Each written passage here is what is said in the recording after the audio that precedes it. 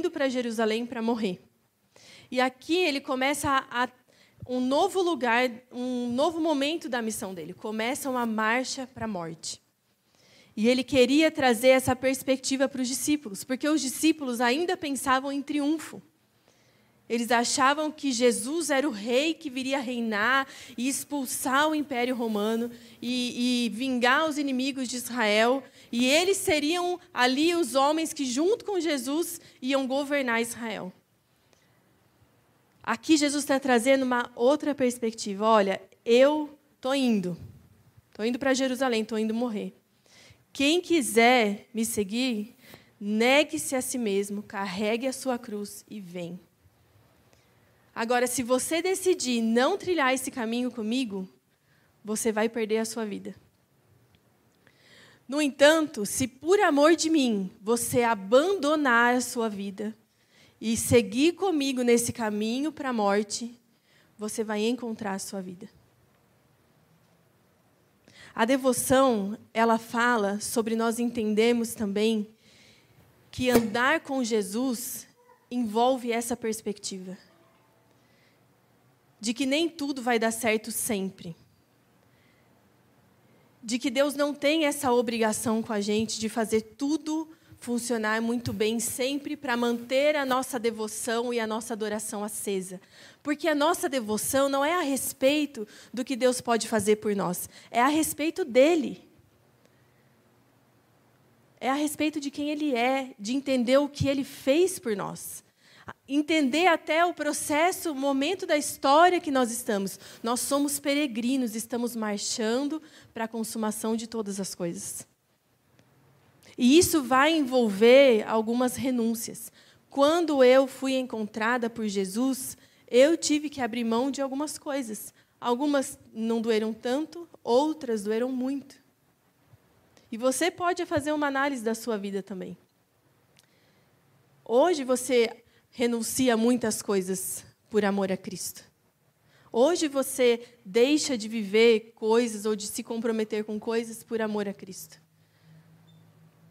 Então Jesus estava trazendo essa perspectiva por amor a mim. Porque eu não vou agora, nesse momento, eu não vou triunfar. Eu vou morrer. Claro que foi um triunfo, porque ele venceu, nós fomos salvos, fomos reconciliados com Deus, mas não da maneira que os discípulos estavam pensando que ele ia vencer. Então, quando a gente entra no caminho da devoção, é por amor a Cristo e só. Não é esperando recompensa, não é esperando posição, não é esperando que as coisas aconteçam na sua vida, é por amor dele. Nós seguimos o nosso pastor.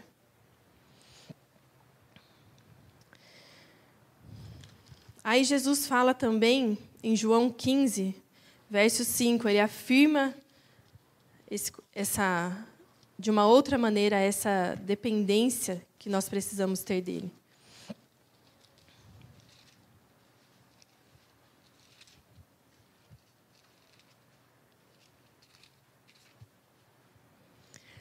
Ele fala assim, João 15, verso 5, eu sou a videira, vós sois os ramos. Se alguém permanece em mim e eu nele, esse dá muito fruto. Sem mim, nada podeis fazer. Aqui Jesus está falando que se nós não estivermos nele, nós estamos despreparados para fazer qualquer coisa. Não é só para ministrar ou para tocar no grupo de louvor. Se você não permanecer em Cristo, você está despreparado para ser um bom marido, um bom pai, uma boa mãe, uma boa esposa, um bom profissional, um bom aluno, um bom amigo. Você e eu, nós não podemos fazer absolutamente nada se nós não permanecermos em Cristo. Devoção é sobre permanecer, é sobre ficar ali. Não desistir, não negociar aquele lugar. Não se vender por outras coisas. E aqui Jesus está dizendo, se você não estiver em mim, aí você se pergunta, por que a minha vida não dá certo? Por que eu não venço esse pecado? Por que eu não consigo mudar o meu jeito? Por que eu não consigo amar a igreja do jeito que eles falam? Será que você está permanecendo em Cristo? Sabe o que a gente quer fazer? A gente quer produzir em nós, pela força do nosso braço, coisas que só a presença de Deus pode produzir. A gente quer melhorar a nossa vida através de práticas externas. E isso tem prazo de validade. Você aguenta por um tempo. Você consegue por um tempo. Só que chega uma hora, você está lá comendo o seu vômito. Porque na força do nosso braço, a gente não dá conta de viver uma vida, essa vida que Jesus nos chamou. Então, permanecer em Cristo é vital para a gente. Eu tive uma conversa com um irmão dessa igreja umas 2 semanas atrás, e eu pude testemunhar isso. Ele falou assim, Deus falou comigo, que eu tenho que melhorar isso, isso e isso. E, gente, nós estávamos falando isso para ele há 2 anos, desde que nós assumimos a igreja, praticamente, nos discipulados. Nós e outros irmãos cuidando dele, dizendo isso para ele. Só que quando ele foi para um lugar de devoção, Deus falou com ele. E aquilo que já estava, que ele tinha conhecimento, pesou no coração dele. E gerou mudança. Olha como Deus é maravilhoso. Olha só como nós precisamos desse lugar. Nós precisamos ouvir de Deus. Precisamos que Ele nos transforme. Porque senão você está aí ouvindo há anos, cristãos que estão em igreja há anos, cometendo adultério, enganando a sua família, roubando dinheiro, fazendo trambicagem, desprezando o pobre. Por quê? Maltratando a esposa, terceirizando a educação dos filhos, pulando de igreja em igreja. Por quê? Porque não está na videira. Não permanece em Cristo. E sem Cristo nós estamos despreparados para qualquer papel da nossa vida. E no versículo 7, Jesus fala assim, se permanecerdes em mim e as minhas palavras permanecerem em vós, pedirei o que quiserdes e vos será feito. A gente confunde muito esse versículo, a gente leva ele para um jeito muito superficial, né? Se eu sou filho de Deus, tudo que eu pedir, Ele vai me dar. Deus te dá tudo que você pede? Eu já estaria rica, no Havaí, já estaria surfando numa praia, com meus filhos tudo com 18 anos, 20, por aí. Deus não nos dá tudo. E aí você ouve uma pregação dessa, Deus vai te dar tudo que você pedir. Mas você olha para a realidade e você fala, não, Deus não me dá tudo que eu peço. Por que as pessoas morrem, então, se a gente ora para elas serem curadas? Mas a grande questão é que Jesus está dizendo, se você permanecer em mim, um ramo que está na videira não vai pedir nada para si. Ele vai pedir coisas que dizem respeito à videira. Ele vai pedir coisas que dizem respeito aos planos de Jesus para nós. A obra redentora, a consumação de todas as coisas, essa vai ser a perspectiva da nossa oração. Devoção é sobre isso, é sobre permanecer, é sobre passar por momentos difíceis, renunciar às coisas que não podem ir trilhar esse caminho com você e entender que nós estamos ali naquele lugar a serviço de Cristo. Esse lugar é para que Jesus seja adorado, para que a gente ore pelas coisas que Ele quer realizar na terra. Agora a gente vai ler Mateus 6.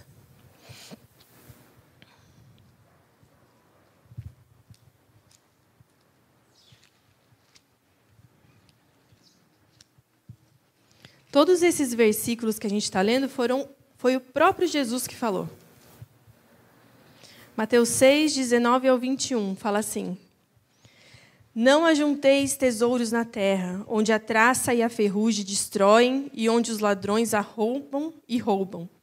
Ajuntai, porém, tesouros no céu, onde nem a traça nem a ferrugem destroem, e onde os ladrões não arrombam nem roubam. Pois onde estiver o vosso tesouro, aí também estará o vosso coração. Aqui Jesus fala para um senso de prioridade. As questões financeiras, elas têm um poder de bagunçar muito a nossa vida. Destrói famílias, gera vícios. É um problema muito complicado. Mas o que Jesus está dizendo? Você pode se preocupar com isso. Se preocupe, trabalhe, peça a Deus para te ajudar a resolver essas coisas. Mas Ele está dizendo, não faça da sua vida uma grande maratona para juntar tesouros aqui na terra. O problema é que muitos estão vivendo simplesmente para juntar riquezas aqui, para desfrutar os prazeres dessa vida terrena. E aí a gente trabalha, e trabalha, e trabalha. E não vê família, e não vem na igreja, e não estuda, e não ora, porque está trabalhando. Jesus está falando, precisa ter um pouco aí de organizar as suas prioridades. Porque, afinal de contas, se eu não te guardar, de nada vale o seu trabalho. Afinal de contas, a nossa fonte primária de todo sustento é Deus. Mas nós achamos que não. Nós achamos que é a quantidade que a gente trabalha, que é você sempre fazer mais, é sempre estar mais tempo fora que vai fazer você... Não há problema com o trabalho, nem com o dinheiro. O dinheiro em si, ele não é problema. O mau uso do dinheiro é um problema. A idolatria ao dinheiro é um problema. E aqui Jesus está dizendo, não faça da sua vida esse objetivo de juntar tesouros. Junte tesouros no céu. Porque onde estiver o seu tesouro, aí estará o seu coração. A nossa vida toda vai seguir a inclinação do nosso coração. Porque o nosso coração persegue o que ama. E a gente vai adequar toda a nossa vida sempre para seguir aquilo que a gente ama. Quando eu me tornei mãe, e eu continuei trabalhando por 2 anos e meio ainda, depois que a Angelina nasceu, eu percebi a mudança em mim. Porque antes eu trabalhava mesmo. Eu era solteira, depois casei, o Eric ficou 1 ano morando em Bragança, para terminar a faculdade. Então, eu não tinha por que voltar para casa. Então, eu trabalhava, eu gostava de trabalhar, sempre gostei. Só que quando a Angelina nasceu, e eu tive a experiência de ir para a Coreia quando ela tinha 8 meses, e eu fiquei lá umas 5 semanas, quando eu voltei, eu falei, não quero mais. Eu tinha acabado de voltar de licença maternidade. E aí, dava 5 horas, eu queria ir embora. E meu chefe falava, mas por que vai embora mais cedo todo dia? Coreano, né? Todo dia sai mais cedo. Não estou saindo mais cedo, estou saindo no meu horário. Não queria mais ir trabalhar de sábado. Até aprendi a falar, eu vou para casa em coreano, para eles entenderem o que eu estava falando, bem entendido. Porque a inclinação do meu coração mudou. Antes, eu amava muito o meu trabalho, mas quando nasceu a minha filha, ela ocupou todo o espaço. E eu só queria estar com ela. Então, a gente foi reformulando a vida para que eu saísse do meu emprego. Toda a nossa vida vai seguir a inclinação do nosso coração. É inevitável. Então, se você diz que Jesus é o seu tesouro, a sua vida tem que ser uma evidência disso. Porque, às vezes, o que a gente diz que é o nosso tesouro é, na verdade, um programa de fim de semana. Você vem aqui e é tudo que você faz. Você ouve a palavra aqui e é tudo que você faz. O seu tesouro é um tesouro de... É a casa de palha do porquinho, dos 3 porquinhos. Sabe? Que qualquer coisa leva embora. Qualquer ocupação, qualquer alegria, qualquer desgraça que acontecer na sua vida, acabou. Se Jesus é o nosso tesouro, toda a nossa vida tem que apontar para Ele. Em tudo que a gente faz. Deus tem falado muito comigo sobre a minha maternidade. Sobre isso. Olha, os momentos que você vive lá no escritório da sua casa precisam ser refletidos na maneira que você fala com seus filhos. Porque não faria o menor sentido eu sair de um lugar de devoção gritando com todo mundo. Se Jesus é o nosso tesouro, a nossa vida toda deve apontar para Ele. E para terminar, nós vamos ler Mateus 13, 44.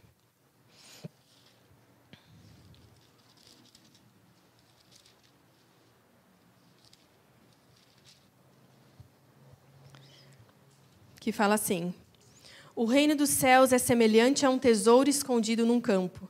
Achando um homem, escondeu-o de novo. Então, em sua alegria, foi, vendeu tudo o que tinha e comprou aquele campo. O reino dos céus é semelhante a um tesouro. E você encontrou esse tesouro. Você foi chamado por Deus. O grito dele rompeu a sua surdez, igual a gente leu no começo em Confissões. E como você reage diante disso que você encontrou? O que você pensa que você deve dar de resposta? Só vir aos cultos? Ou só se abster de algumas coisas? A vida cristã ela não é só sobre comportamento e moralidade.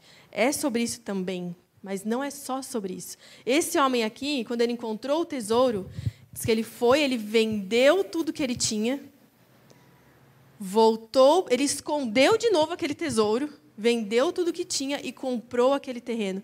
Como ele fez isso? Em sua alegria. Isso faz toda a diferença. Porque a gente, às vezes, olha para a oração e para a devoção como um dever. Ela é um dever. John Piper fala que, se você quer pensar que a oração é um dever, ela até, de certo ponto, é. Do mesmo jeito que é o dever de um mergulhador carregar o oxigênio dele quando ele vai mergulhar. Do mesmo jeito que é dever de um piloto ouvir as instruções da torre de controle. É um dever. Sem isso, nós estamos sozinhos no mundo. Mas a oração também precisa ser um dos prazeres da nossa vida. Precisa ser em alegria. Em alegria eu vou deixar tudo isso que eu podia estar fazendo, me envolvendo, acontecendo, ficar aqui, onde eu encontrei esse tesouro. Isso é devoção também. A gente precisa, e gente, todos nós temos essa dificuldade. Não pense que é só você. Eu tive muita dificuldade e ainda tenho muita dificuldade de cumprir essa questão da devoção. Mas sabe quando melhorou para mim? Quando entrou nesse lugar de prazer.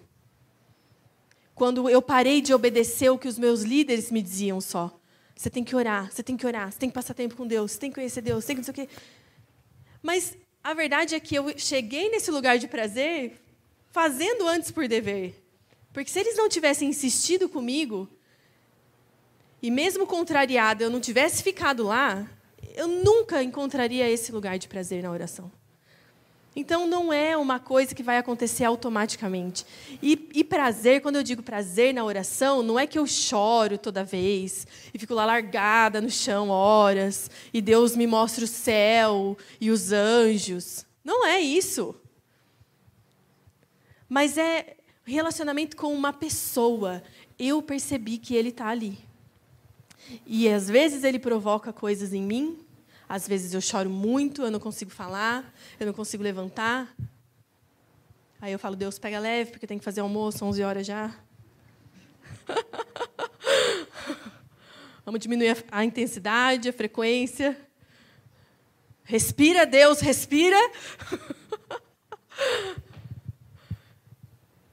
Mas nós formamos mitos e fórmulas na nossa cabeça que a gente acha que tem que ser assim sempre. Mas sabe qual é o prazer da oração? É entender que Deus é uma pessoa. Ele está ali. E você pode falar com Ele como você falaria com o seu marido, com a sua esposa, se Ele estivesse ali. Ele vai te ouvir. Para terminar, eu quero falar com vocês sobre uma coisa que eu aprendi uma vez com o Kirk Bennett. Ele é um cara muito 10 do IHOP. Casa de Oração de Kansas City. Ele viaja o mundo todo ensinando sobre oração, intercessão, sobre meditação na palavra. Ele tem alguns vídeos no YouTube, você pode procurar depois.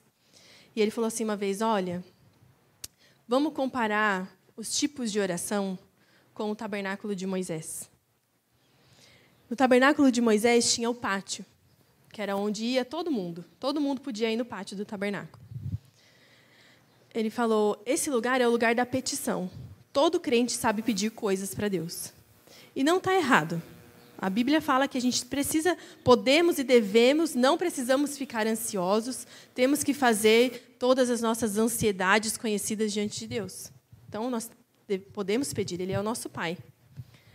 Mas Ele falou, a nossa oração tem que avançar. E aí você entra no santo lugar, onde só os sacerdotes entravam. E aí você tem uma representação da oração de intercessão. E a intercessão é uma oração que você intercede pelas nações, pelos povos, pelos doentes, pelos não alcançados, pela igreja. Você intercede por arrependimento, por avivamento. Ele falou, esse lugar é muito bom, mas as pessoas que só ficam nesse lugar, geralmente elas se tornam críticas e cansadas, porque elas estão carregando um peso o tempo todo. Então, a nossa oração precisa avançar. A gente não encontra descanso num lugar de intercessão. Então, nós precisamos avançar. E aí você chega no Santo dos Santos, onde só o sumo sacerdote entra e onde está a presença de Deus. Aí você tem a oração de contemplação. Aí você encontra descanso. E quando você chega nesse lugar, não tem muita coisa que importa, na verdade. Não tem muita coisa assim que você está pensando quando você está nesse lugar. É como se você se juntasse ao que está acontecendo no céu, onde todos os olhos dos seres viventes, então, estão apontados para quem está no trono.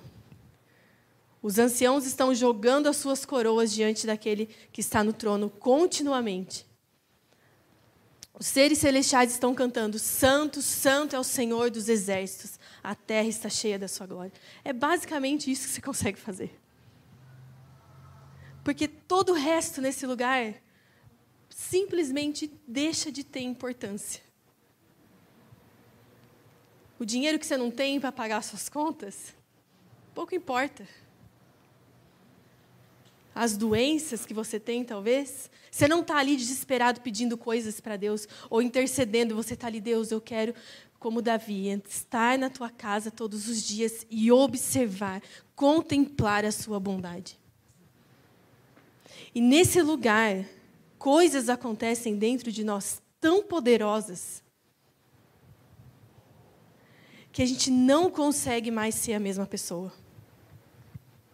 Você entende que você pode pedir, que você tem a obrigação de interceder, mas você sabe onde encontrar refrigério para a sua alma. Nossa oração precisa chegar nesse lugar. E a gente só chega nesse lugar com insistência. Pedindo, Deus, eu quero romper em oração. Eu quero romper em intimidade. Eu sei que o Senhor pode dar mais. Eu sei que eu posso perceber mais. E quando a gente vai para a oração, a gente vai muito preocupado em falar. Eu já atendi muitas pessoas que falam, eu não sei muito o que dizer. Acabou os 5 minutos lá, já acabou, não sei mais o que falar. Por que a gente tem que falar sempre? Por que a gente acha que num lugar de oração a gente tem que falar o tempo todo? E se você só ficar ali? Fechar os seus olhos e dizer, Deus, eu estou aqui. E eu quero perceber a sua bondade. Eu quero que o Senhor rompa a dureza do meu coração, a minha incredulidade, a minha preguiça, o meu orgulho por achar que eu já sei demais, que eu já percebi demais.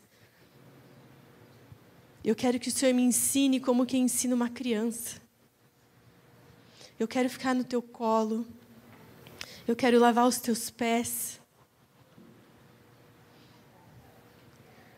Senhor, eu entendi que aqui aos teus pés é o lugar mais alto que eu poderia estar.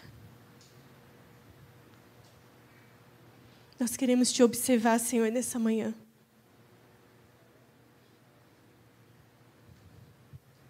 Queremos que o Senhor tome o controle das nossas emoções.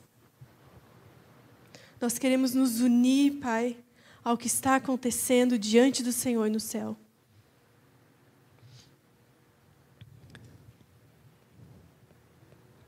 Queremos ser uma igreja apaixonada, Senhor. Não queremos que o Senhor seja um programa do fim de semana, que não tem nada a ver com a nossa vida, que não muda nada em nós. Nós queremos permanecer em Ti, Senhor. Porque nesse lugar, Pai, poucas coisas importam. O tempo, Senhor, para de correr. As dores do mundo param de doer.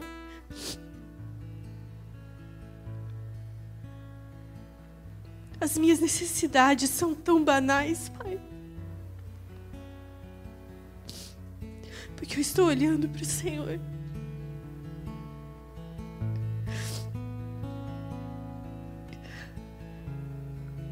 Eu estou olhando para o Senhor. E isso fala a respeito da Tua obra na cruz, Senhor. Foi para isso. Foi para que eu pudesse entrar nesse lugar. Foi para que o Senhor pudesse rasgar o véu do tabernáculo, do templo. O véu que nos separava, Senhor. E hoje eu posso entrar com confiança na Tua presença. Pai, nós oramos para que o Senhor desperte a nossa igreja. Que o Senhor nos desperte, Senhor, para essa devoção secreta, escondida, que ninguém precisa saber. Ninguém precisa ver, Senhor. Ela não acontece porque nós queremos recompensas. Ela acontece por amor a Ti, Senhor, em alegria. Porque nós encontramos um tesouro. E os nossos olhos foram totalmente cativados, Pai, pelo que nós enxergamos em Ti. O nosso coração foi totalmente tomado. Uma coisa nós queremos, Senhor, habitar na Tua presença todos os dias da nossa vida. Que o Senhor gere esse amor que consome tudo na nossa igreja. Que o Senhor esteja, Senhor, nas nossas reuniões com o peso da Sua glória. Que o Senhor se mova nas nossas reuniões de oração. Que o Senhor se mova nos nossos encontros bíblicos, nos nossos discipulados. Que o Senhor, que tudo, Senhor, nessa igreja